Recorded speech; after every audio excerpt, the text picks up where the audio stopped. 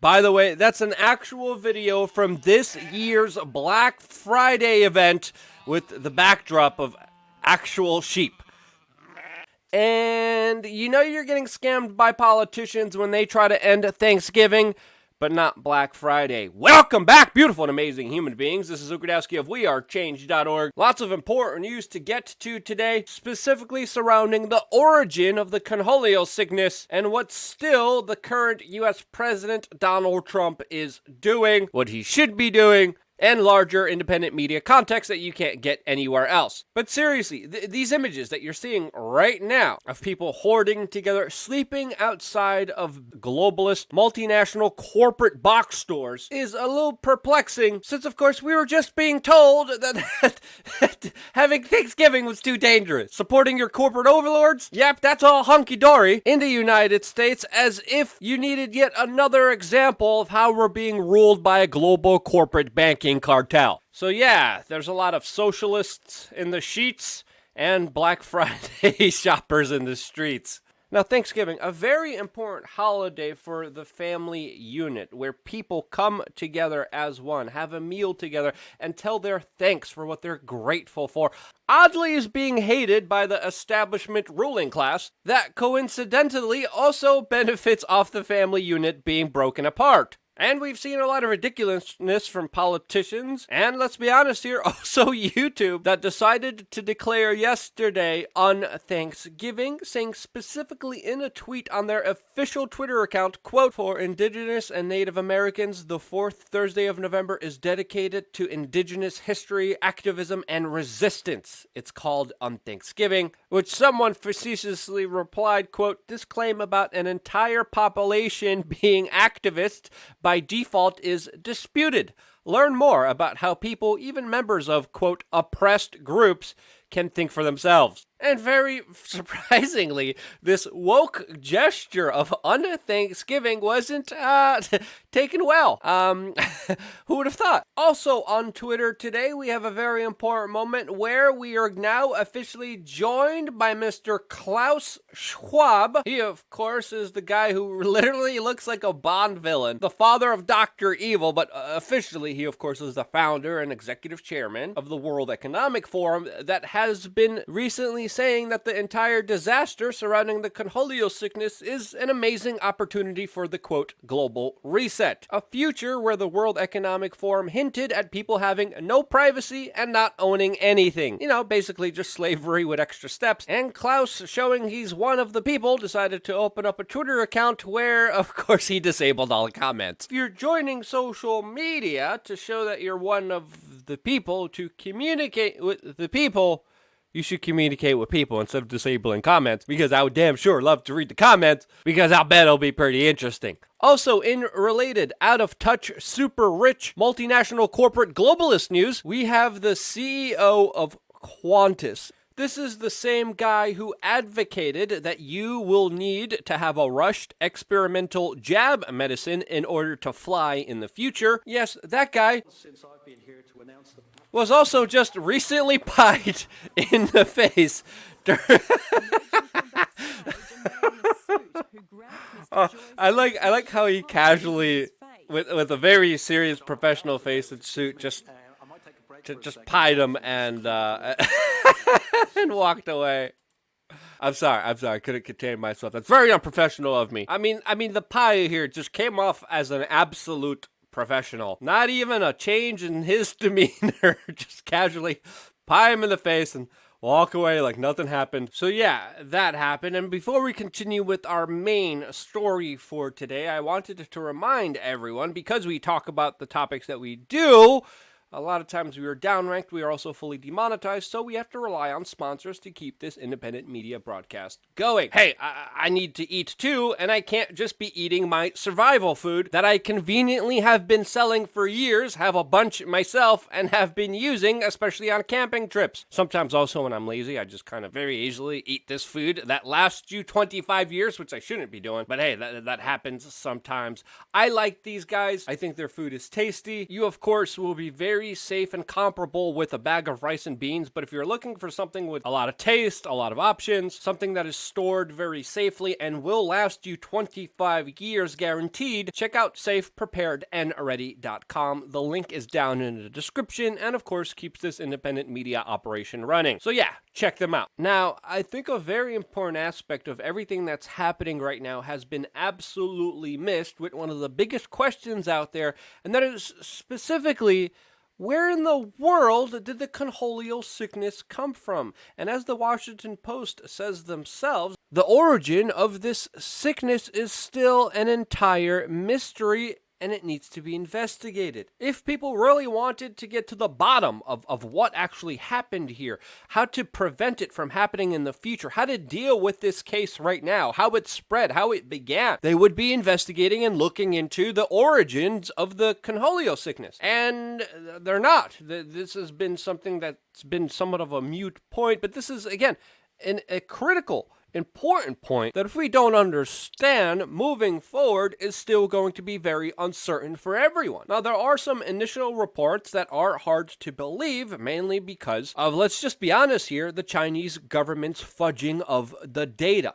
But according to the initial information that we have, allegedly, the first concholeal case happened in November of last year in the Hubei province in China. This, of course, is where Wuhan is located. This is, of course, according to government records, but this is the first recorded incident. Still, this is not patient zero, which is critically important to understand how this supposed sickness developed. Now, the Chinese have been very secretive surrounding even the first patient that they had. His identity hasn't even been released nor been able to be confirmed. But there is information detailing how the Chinese authorities realized and knew that they had a very serious situation on their hands as early as December of last year. And because of the origins in China and the Chinese government lying about exactly who, what, where, and why surrounding the initial details of how this started, this is why some people have called this the Chinese flu, or as Donald Trump said it, the Kung flu, which to some is, of course, absolutely comedic genius. Now, in response to all of this, it's important to note here that the Chinese government, doctors, and authorities that are closely watching over them with an iron fist and will punish them if they make the Chinese government look bad. The Chinese authorities are literally pointing the finger at everyone else, including a couple days ago Italy, with them coming out saying that it was both Italy and the United States where this infection originated in, which is a little hard to believe, especially with all the mainstream establishment doctors doing gain-of-function research,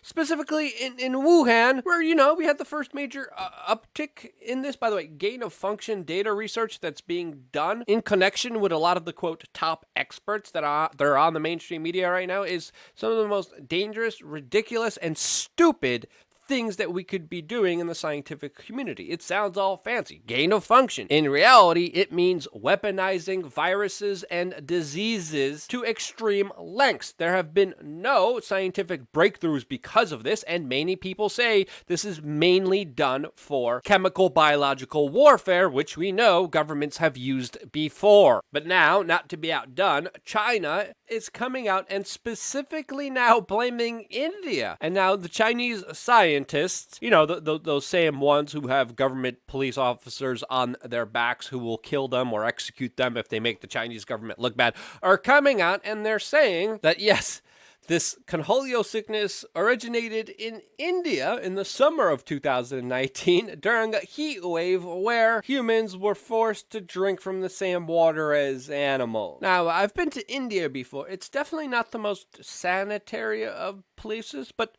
Oh, so isn't China. It's also interesting that this is all in the backdrop as Chinese and Indian soldiers are literally attacking and killing each other over a disputed border, along with the fact that Chinese society is a very inclusive society that does not tolerate or treat immigrants very welcomingly. There's actually pretty insane videos coming from China of blacks there being targeted, harassed, and even blamed for the spread of the Konholio sickness that, of course, didn't get much play on the US mainstream media that allegedly cares about Black Lives Matter, which, unironically, if the abuse comes from China, they don't. Yeah, are you seeing the high layers of just, like, hypocrisy and bull crap surrounding this entire situation? Yeah, it's not a good one to deal with. But let's face the reality here, until we find out exactly who patient zero was, where this came from, until China actually starts sharing information and data that they had and not covering it up, the vast majority of the world is still moving in a very uncertain direction. This should be something that we should, of course, talk about and find an approach to deal with, but with the upcoming very Chinese state communist friendly Joe Biden administration, this definitely doesn't look like it will happen anytime soon, especially with all the business dealings between Biden and his family members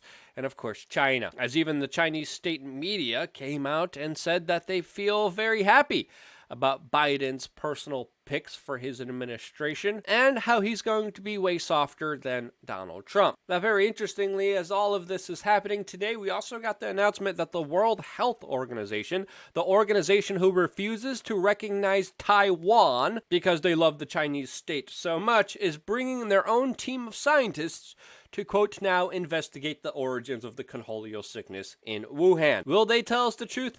I highly doubt it. They have been regurgitating Chinese government propaganda lines from the very beginning. The World Health Organization was telling us not to wear masks, that there was no airborne transmission, and other just outright lies for the benefit of the Chinese government from the very beginning. So to think that we're actually going to get the truth surrounding this extremely important issue that no one really cares about is absolutely naive, ignorant, and stupid. All the while, as this is happening and we still refuse to actually deal with this issue, it is being used as an excuse to utterly destroy and shutter small businesses closed. All the while, Walmart, Costco, and other multi-large corporations are allowed to operate with absolute impunity. Store owners get arrested, poor people get fined, and have their wealth stolen from them by the state for the most ridiculous things, as parents are finding it more and more difficult to even get by,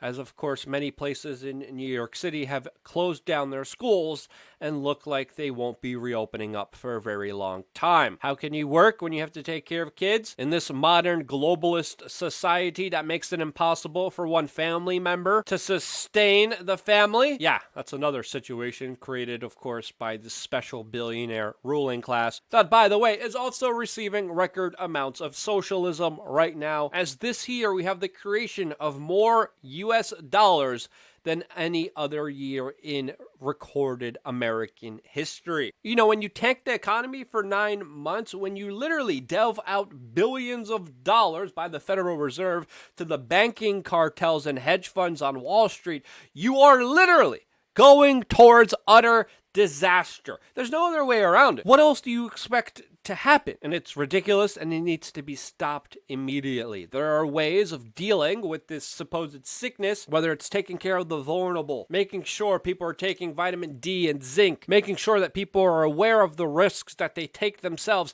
that doesn't have to tank and destroy the economy. But it seems like the ruling class is hell-bent on this. But don't worry, all of the solutions, all of the answers will come through a rushed experimental jab medicine that will, of course, heal everyone. And that's what Donald Trump is putting all of his faith in. And again, I think that's absolutely naive. And there's many layers to why that's naive, but just from the very basic one, when we look at the inability to test, when we look at the large problems regarding tests, false positives, people taking multiple tests and getting multiple results, but even just the scale of testing, which has been extremely difficult for the United States to do. What makes you think that if they can't even test people for this accurately, that they can mobilize everyone to take a jab for it? Which is absolutely ridiculous, especially when you look at the time frames and the realistic expectations of what can and cannot be done. And again, there's a lot of questions surrounding this rushed experimental jab, as already there have been accidents with dosages and a layer of other issues that I've gone into detail in other previous videos. So yeah, in my opinion, Donald Trump should definitely be pardoning Edward Snowden, Julian Assange, and Ross Ulbricht right now. I think that would be a way better productive endeavor that, of course, would help out the future of this country, the future of journalism, the future of information that keeps government accountable and less criminal. Also, there's a lot of scuttlebutt of potential conflict with Iran. Who knows? It could happen, especially after the latest assassination of the head of Iran's nuclear weapons project, who was just assassinated moments ago. Donald Trump has been very headstrong against Iran, and it is 2020. Anything can happen. Again, more utter nonsense that absolutely helps no one. If you agreed with anything I said in this video, share it with your friends, family members, neighbors, co-workers, random people walking down the street. I don't care. It's your duty as an informed individual to spread this information. Whether it's a meme, whether it's an article, whether it's this video, seriously, just share it. Be a part of the conversation, because you are more important than ever to help during these very difficult situations. The best way to get out of a difficult situation is to first understand it. And because you guys care and are making an effort for it, I am still here, and I wouldn't be here if it wasn't for you. And this is why I love you guys. Stay tuned for more on wearechange.org.